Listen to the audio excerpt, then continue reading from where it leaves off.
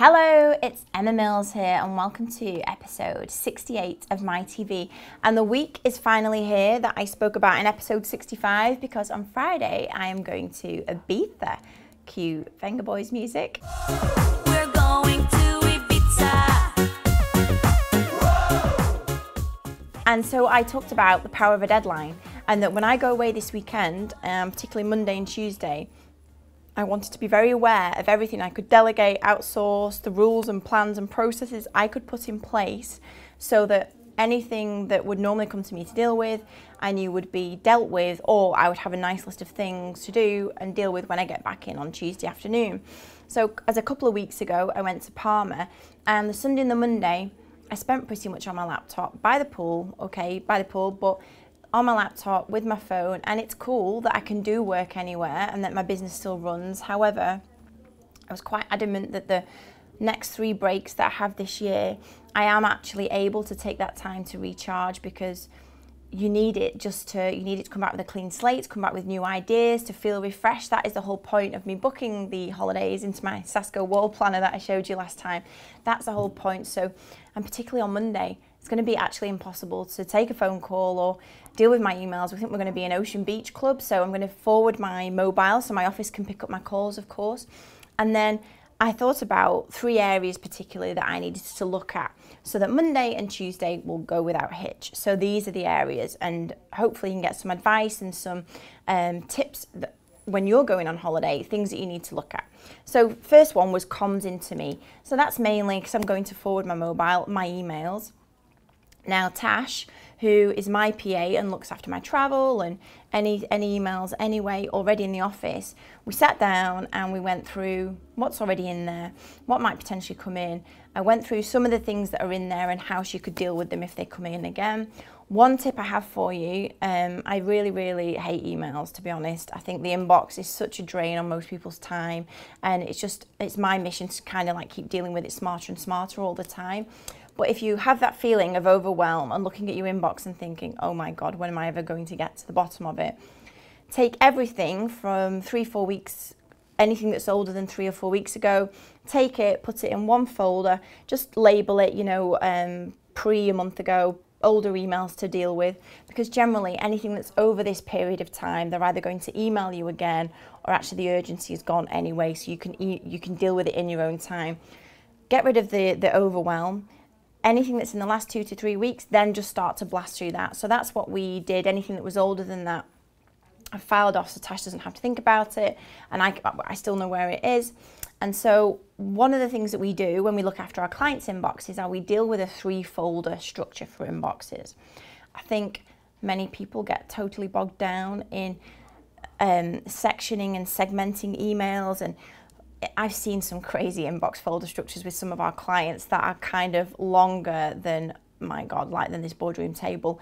And I think they actually serve no purpose in the end. The actual time taken to keep sending emails into folders is a job in itself. You kind of need someone to make sure they get filed properly.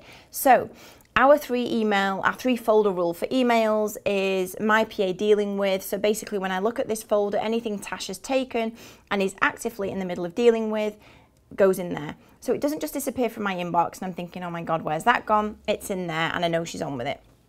The second one is my PA dealt with. So anything that Tash has taken. So let's say an invoice comes in and she forwards it straight to Receipt Bank for me. That will go in my PA dealt with. I know she's done what she needs to do with it, but I can still see it. And my inbox isn't feeling kind of unwieldy and where's everything gone. And then the final folder is M to deal with. So this means that either it's kind of a completely new request or an email that Tash doesn't have the background to, doesn't know how to deal with. She will pop in there so I know where all those are to look at. One thing she will do is if an email comes in, she'll just pop a note back to say, Em's off today, got your emails, she'll be able to look at it at X time, just to let you know we've got it, and that's why there's a small delay. Just kind of updating and letting the person know that sent the email. So that's our 3-folder structure that we'll be using. And so I know that anything Monday, Tuesday that comes in will have something happen to it and things are moving along nicely. So I don't need to look at my emails, which is a great feeling. Section number 2 is our existing clients. Now, I'm fortunate, well, we have worked very hard so that I can now concentrate on selling what we do mainly, and that our existing customers are looked after by my lovely team in the office. So we ultimately have two sides to the business, the call answering and the PA support. Rosie looks after the call answering, and I know with absolute 100% hand on my heart that if anybody has any issue or anything happens, or Rosie is we have all the processes in place so that Rosie knows how to deal with any single thing that comes in the call answering. So I know that all the existing customers we have there will be looked after and dealt with. With our PA customers, Matt looks after that, so that ultimately any customer there, if there's anything at all, we have the processes and the triage system in place so that anything can be dealt with then. And I know that our existing customers are kept happy. That's like the first biggest thing for me, that I need to make sure that anything that might happen in there, they have the processes, the information, the authority and the autonomy to do that. And that's what we've worked on over the past couple of weeks. And so the third area is sales. Now, it's always a moving feast. It's always kind of ongoing training. Of course, I have Becky that I've told you about quite a few times. And so we've made sure that Becky is in. Obviously, I told you when I was in Palma that she was away at the same time as me, which was super bad planning, but we've not got that this time. So Becky's in on Monday and Tuesday. So any new inquiries that come in, we have template emails that she can tweak and amend that go out. We have a follow-up process now that we've worked really hard on over the past month, so that will go out. And we obviously have Pipedrive as well now, that any ongoing leads, Rebecca will have activities and reminders to drop them a note or make a call, or so anything that's ongoing in our new business system will be dealt with as well. So my main things were comms coming into me, new sales, and our existing customers are all kept beautifully happy. Now, this is by no way means a perfect system. It's always ongoing. We always add to it, but these little marginal gains are all adding up. And I know now that Monday, Tuesday, I can go away with Caroline, we can do everything we've got planned, and I can come back in on Tuesday afternoon, and things will be current and up to date, and I can get back into it and have a nice list of things that I need to do with. It has made me think about the other areas of my business that I have not delegated yet. So for example, if I'm away for a week, nobody can make a payment or access the bank or the invoices and things like that. That's something I'm going to add to my list. Actually, new leads coming in, the conversations, I can see that I still need to train Becky more in terms of dealing with the new calls, having more of a checklist of questions and things to ask. So ultimately, guys, what I'm saying is don't be hard on yourselves. These things will always carry on, and the systems will just get better.